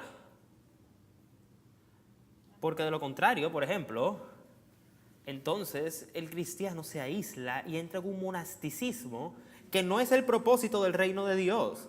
De lo contrario, porque entonces Dios se encarnó. Eso es lo que significa encarnarse. Recuerden, irrumpió el siglo futuro en el siglo presente, hubo una mezcla. Si los cristianos están buscando derribar la mezcla, no van a poder porque Dios la hizo. Pero es lo que han intentado hacer durante bastante tiempo.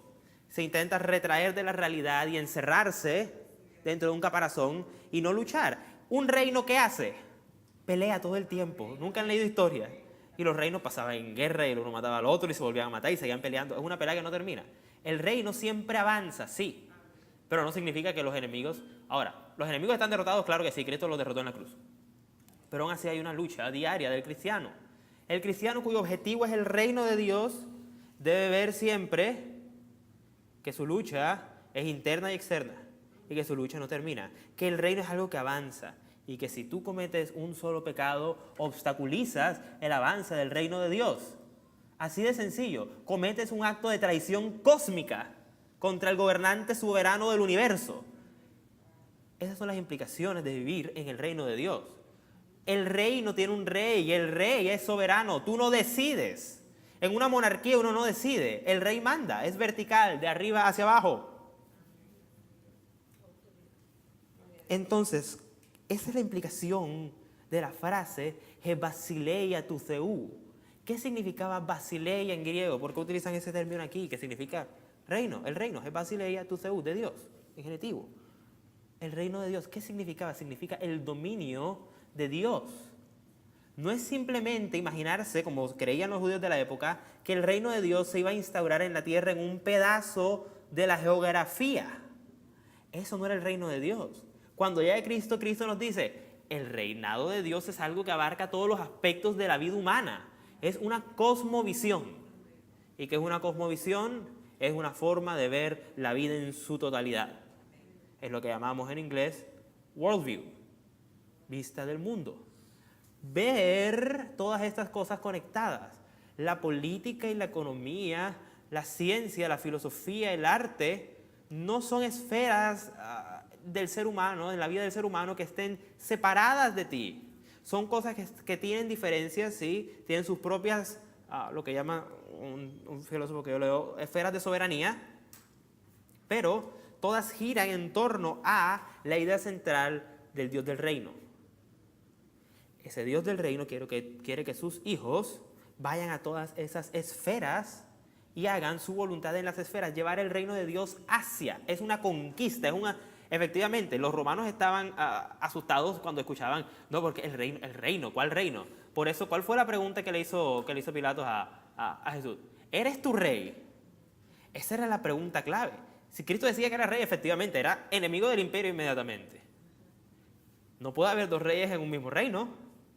Hay uno o hay otro. Y si hay dos, pelean para que acabe con uno solo. La pregunta entonces es, ¿este rey de este reino puede ser derrotado? No. El reino de Dios no puede ser derrotado. Ahora, ¿puede que el avance del reino de Dios se detenga? Claro que sí. Con la ineptitud de sus siervos. Nosotros. Cuando nosotros somos siervos inútiles, porque lo somos, de hecho ninguno de nosotros es un siervo útil, todos somos siervos inútiles, ¿qué sucede entonces con el reino de Dios? Su extensión se detiene. ¿Qué es entonces lo que estaba predicando Cristo? Cristo dijo, el reino ya está aquí. Comiencen a vivir en el reino, comiencen a conquistar. A diferencia de la conquista militar que predicaban en su época estas sectas, Cristo dice, no se trata tanto de la conquista militar, no es la conquista militar, es la conquista en la vida de cada uno de ustedes. Ahora, esta conquista no la hace uno solo, tengo que aclarar de una vez. Obviamente el Espíritu Santo nos ayuda a avanzar en el reino. Entonces, el reino de Dios no es simplemente algo abstracto, es algo que se vive en la realidad. Leamos Mateo 3, del 7 al 8. Siguiente diapositiva, por favor. 3 del 7 a 8. Estamos en Mateo 3, que nos habla del ministerio de Juan el Bautista. El bautismo administrado por Juan. Esta parte es importante. Pero antes leamos el pasaje. Mateo 3, del 4 al 12. Pero no. Vamos a leer desde antes, para leerles todo el contexto. Hemos leído Mateo 3, del 1 al 3, ahora del 4 al 12, que es el resto que nos habla sobre Juan el Bautista. Y Juan estaba vestido de pelo de camello y tenía un cinto de cuero alrededor de los lomos, y su comida eran langostas y miel silvestre. Y salía a él Jerusalén y toda Judea y toda la provincia de alrededor del Jordán, y eran bautizados por él en el Jordán, confesando sus pecados. Al ver él que muchos de los fariseos y los saduceos venían a bautizarse, les decía, generación de víboras, ¿quién os enseñó a huir de la ira venidera? Haced pues frutos dignos de arrepentimiento, y no penséis decir dentro de vosotros mismos, Abraham tenemos por padre, porque yo os digo que Dios puede levantar hijos a Abraham aún de estas piedras. Y ya también el hacha está puesta en la raíz de los árboles. Por tanto, todo árbol que no dé buen fruto es cortado y echado al fuego. Yo a la verdad os bautizo en agua para arrepentimiento, pero el que viene detrás de mí, cuyo calzador yo no soy digno de llevar, es más poderoso que yo. Él os bautizará en Espíritu Santo y fuego. Su aventador está en su mano y limpiará su era, y recogerá su trigo en el granero y quemará la paja en el fuego que nunca se apagará. ¿Cuál era el énfasis de la predicación de Juan el Bautista? El arrepentimiento. Vemos que está conectado aquí el bautismo que hacía Juan con el arrepentimiento. Ahora, la pregunta del bautismo de Juan es una pregunta muy importante. ¿Por qué? Porque el bautismo de Juan es lo que llamamos en teología un sacramento. No se asusten, de una vez tengo que aclarar. Un sacramento es algo que señala a una realidad más profunda. Eso es un sacramento.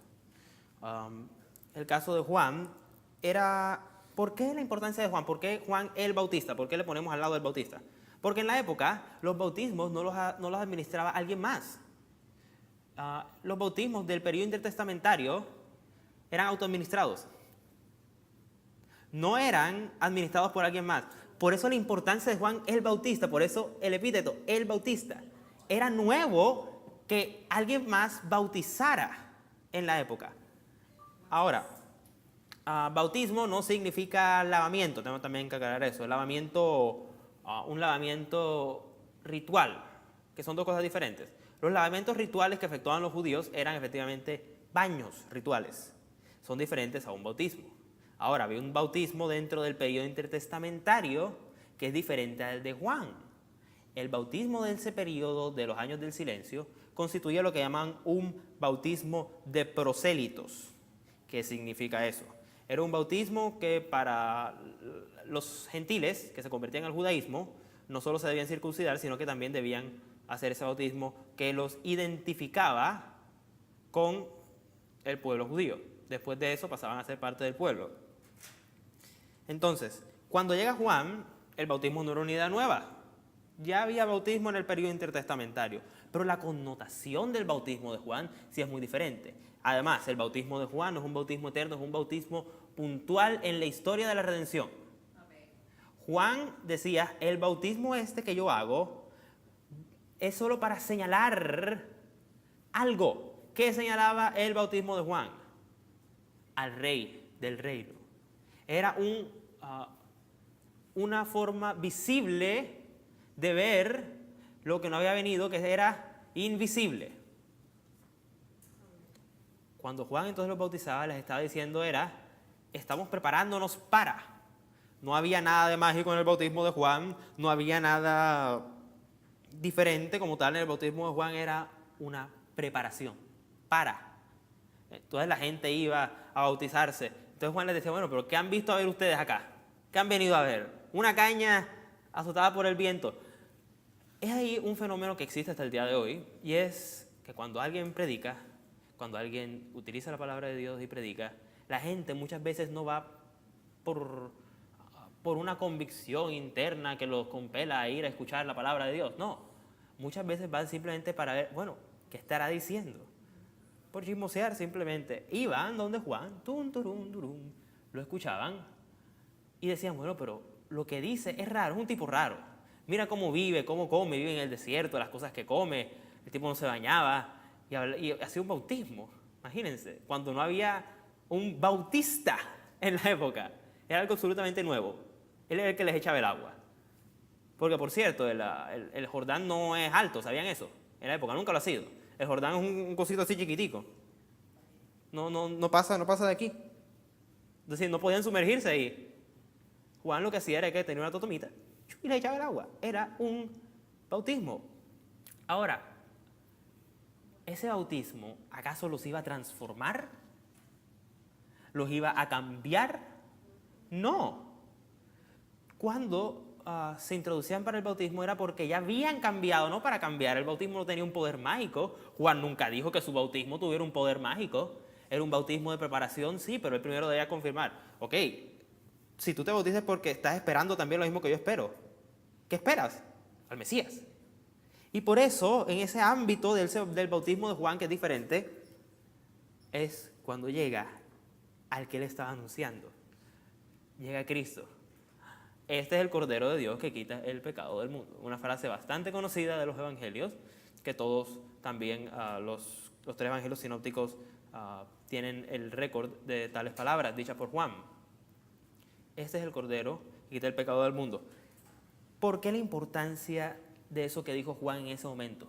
¿Cuál era la importancia? Porque, bueno, sí, dijo esa frase, pero ¿por qué creen que era tan importante para que los escritores bíblicos copiaran esa frase? Hay una razón. Es el Cordero. ¿Qué era el Cordero?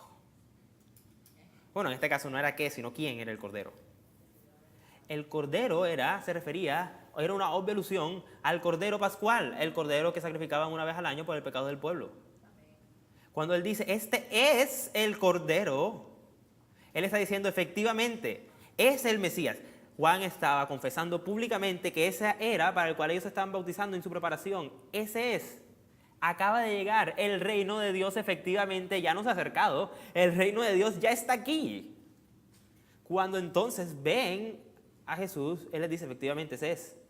Y de hecho Juan le dice, tú tienes que bautizarme a mí, yo no te voy a bautizar a ti.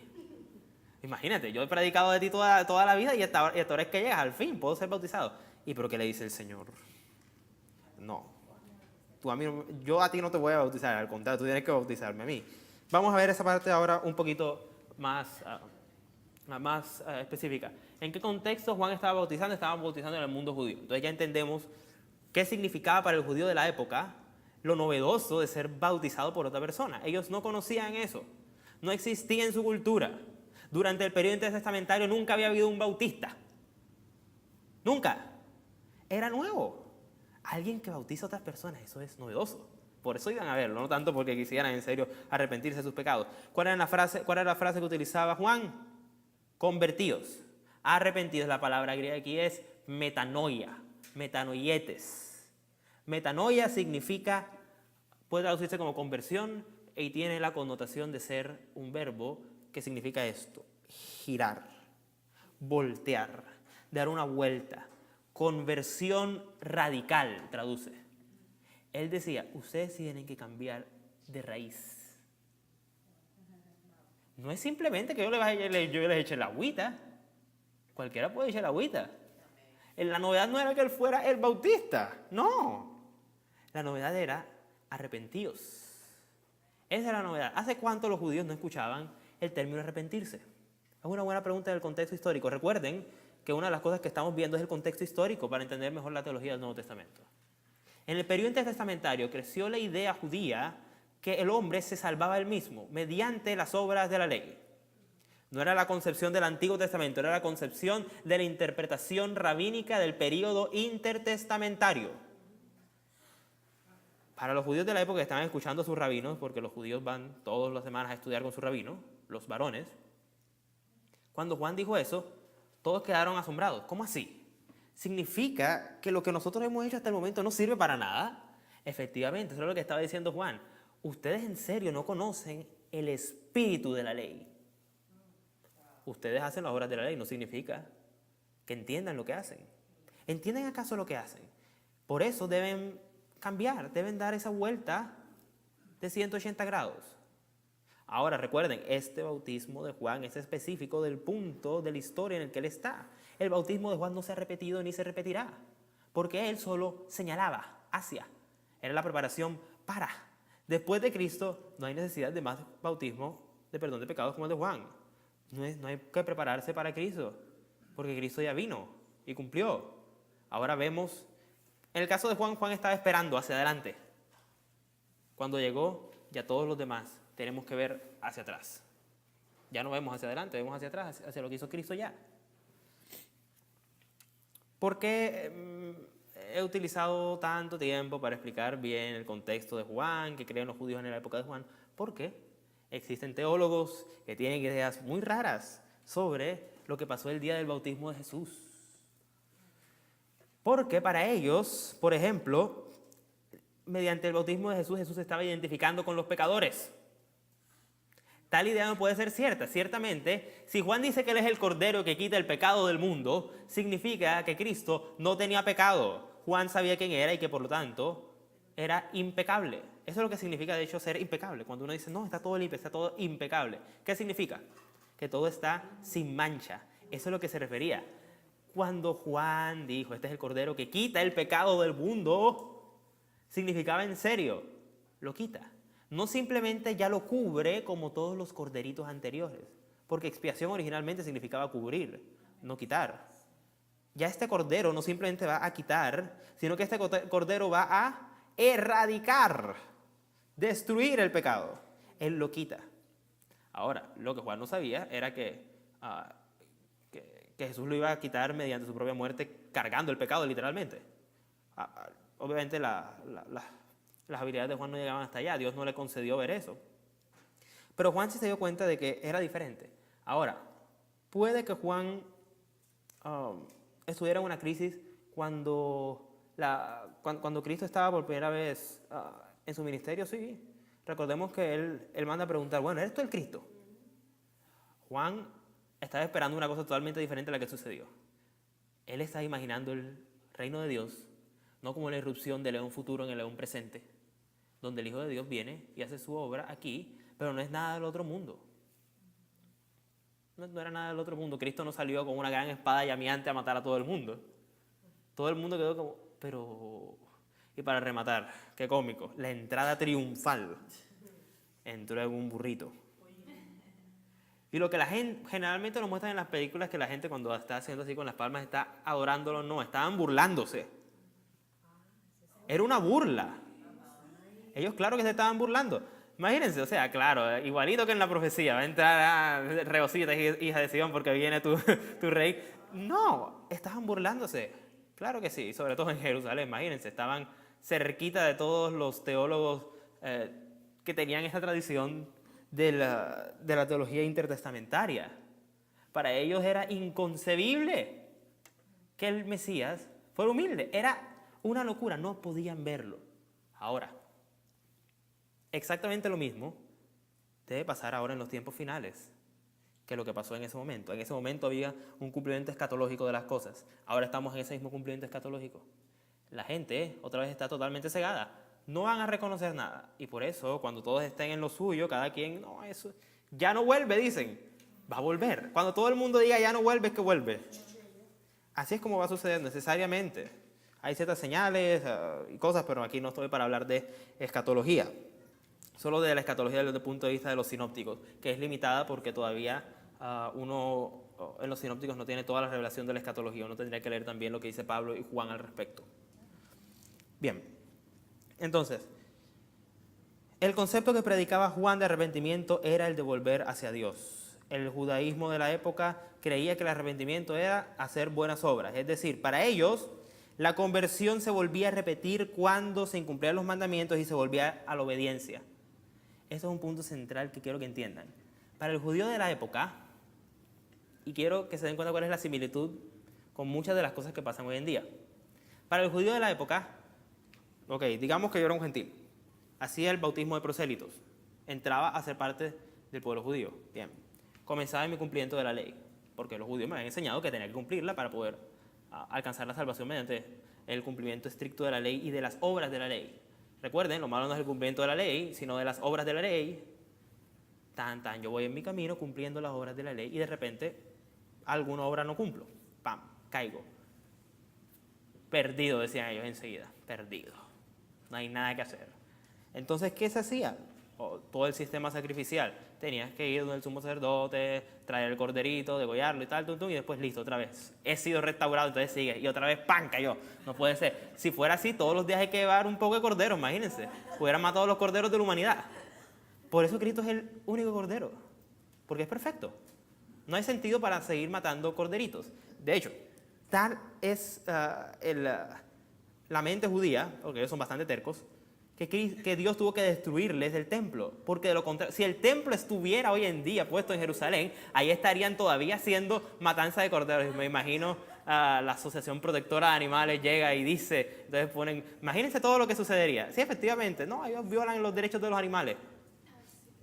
Y ahí, originalmente esos corderitos solo apuntaban a Cristo, pero con el paso del tiempo, el pueblo de Dios olvidó que esos corderitos apuntaban a Cristo. Y vieron en los corderos, más bien lo vieron vieron en los corderos al Cristo. Hubo una nueva forma de idolatría. Recuerden que yo mencioné en mis clases de teología del Antiguo que el pecado más común era el de idolatría y que sigue siendo de hecho el pecado más común, la idolatría. Ellos cambiaron una forma de idolatría por otra. Sigue siendo el mismo pecado, solo que cambiaron la forma. ¿Cuántos de nosotros, cuántos de nuestros hermanos hemos cambiado una idolatría por otra, simplemente? Bastantes veces lo hacemos, todo el tiempo lo hacemos. El ser humano idolatra todo el tiempo. Por eso, incluso después de la conversión, incluso después de que Dios es el que te voltea, te pone en el camino correcto y te abraza con su gracia, tú aún así vas a seguir pecando. No existe tal cosa como un cristiano sin pecado. Si los cristianos fuéramos sin pecado, ni siquiera naciéramos aquí, estoy seguro. Y no, recuerden lo que hablábamos del pecado, es un tema que he tocado varias veces. El caso de Cristo es totalmente diferente porque Cristo nació sin pecado. Él es sin pecado original concebido. La pregunta es entonces, la confusión que tenían los judíos era entre tres términos: arrepentimiento, buenas obras y conversión. Los judíos de la época confundían estos tres términos: arrepentimiento, buenas obras y la conversión.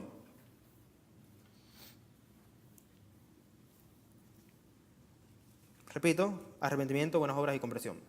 Entonces, ¿cómo jugaban esos tres elementos en la teología de la época? Cuando Juan llega y les dice que se tienen que arrepentir. Imagínense que son un judío recto en la época, cumplen con la ley, arrepentimiento, buenas obras y conversión. Cumples con la ley, eres un buen judío, y de repente llega Juan y te dice que tienes que dar esa vuelta de 180 grados y te dice que tienes que convertirte, tienes que arrepentirte. Tú dices, pero es ridículo. ¿Cómo me voy a arrepentir si yo no...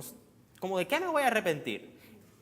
La predicación de Juan era ofensiva no solo a los que no eran judíos, sino también a los judíos. Y cuando él dice efectivamente que viene el reino de Dios viene con un rey que exige el arrepentimiento. Entonces, cuando los judíos ven eso, dicen, no, en su mente ellos no podían captar esa verdad, porque necesitaban de la obra sobrenatural del Espíritu Santo para poder admitir su propia pecaminosidad y después pedir perdón. Ningún no regenerado pide perdón por los pecados. Tú debes ser regenerado para poder pedir perdón por los pecados. Es una necesidad.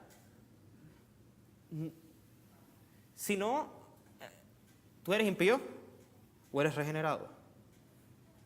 O estás en el bando correcto o estás en el bando incorrecto. No hay un punto medio, no hay un purgatorio, no hay un limbo.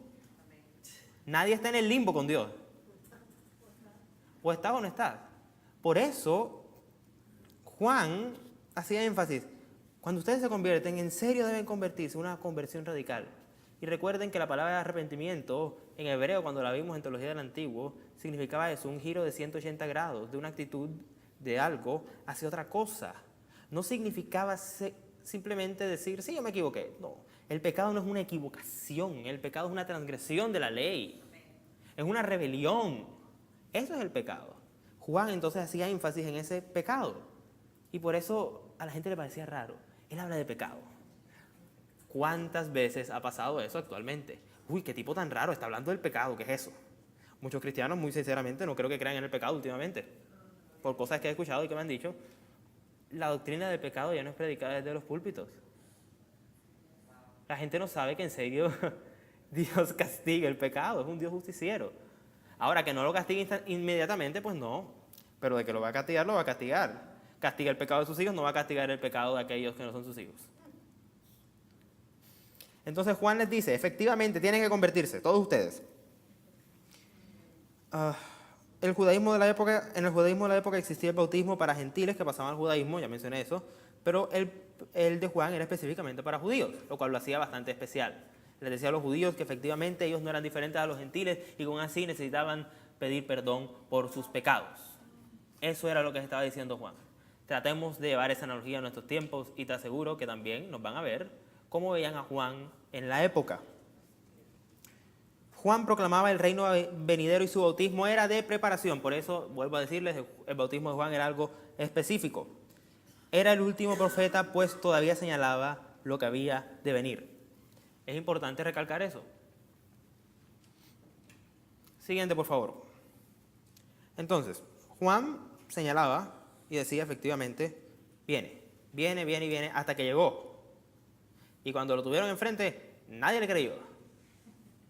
Efectivamente, sucede exactamente lo mismo.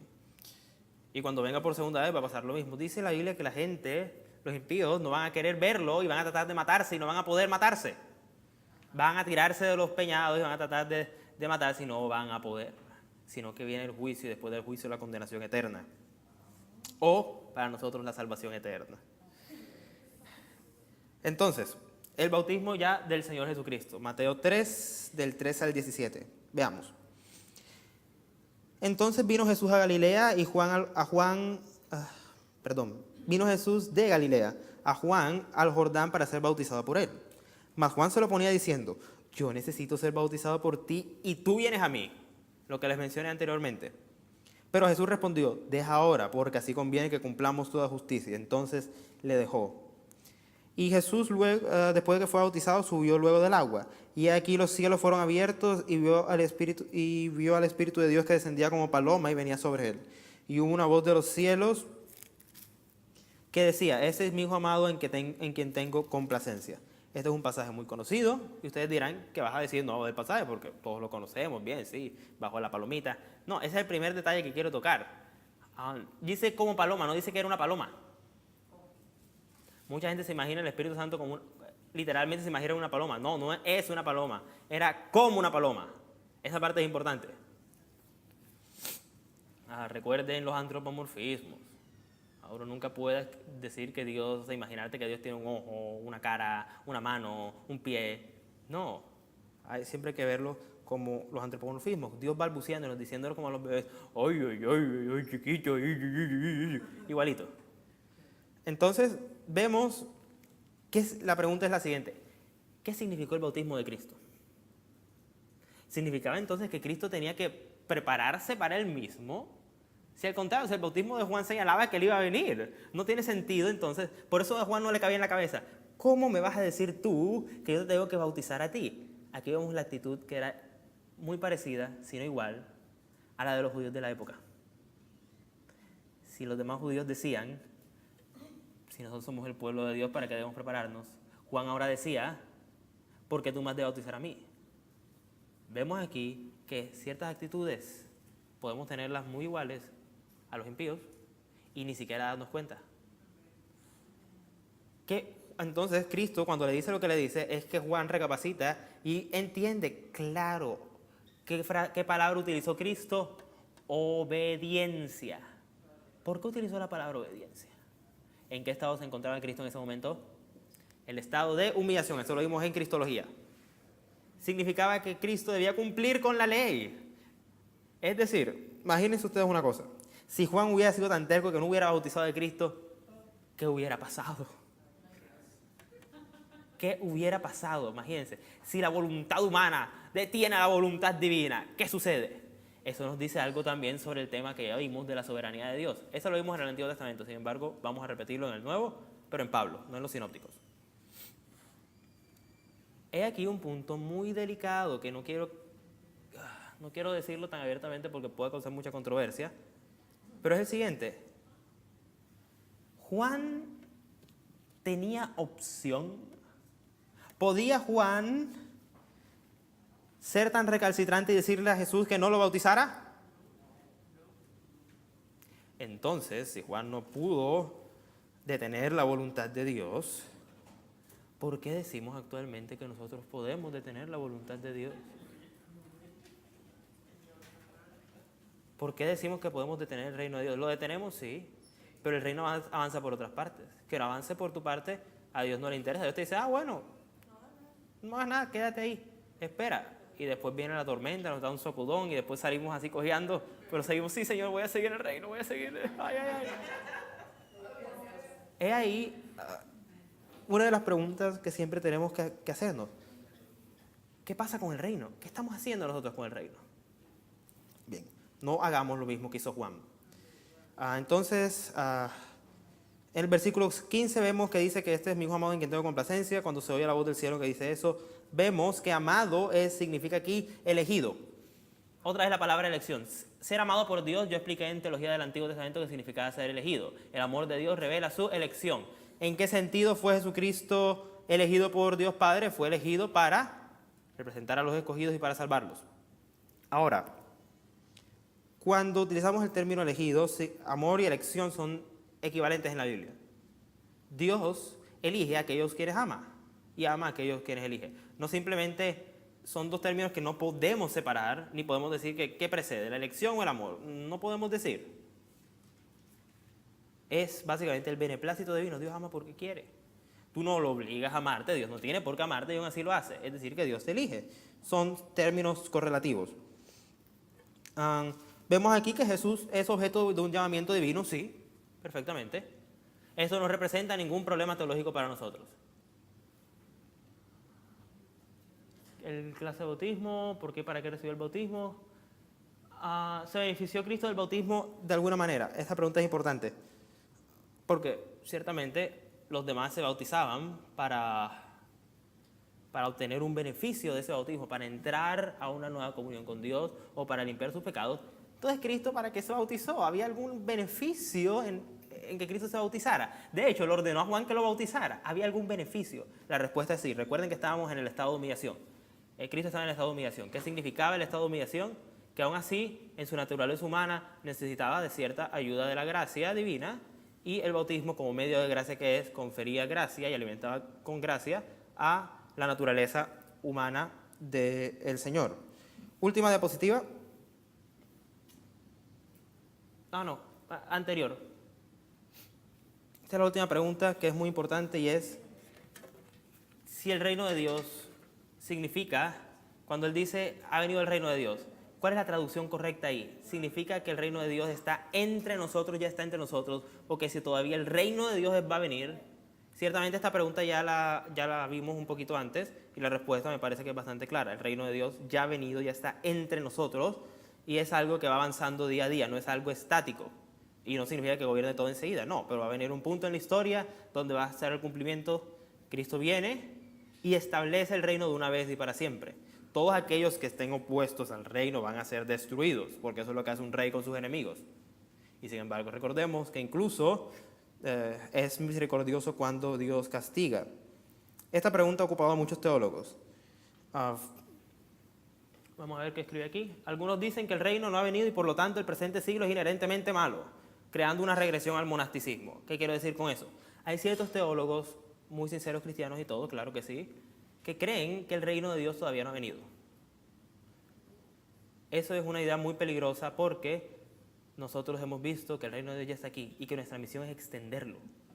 Si no extendemos el reino de Dios, estamos diciendo que básicamente Cristo no ha venido. Así de sencillo. Bueno, vamos a tener un tiempo ahora para preguntas.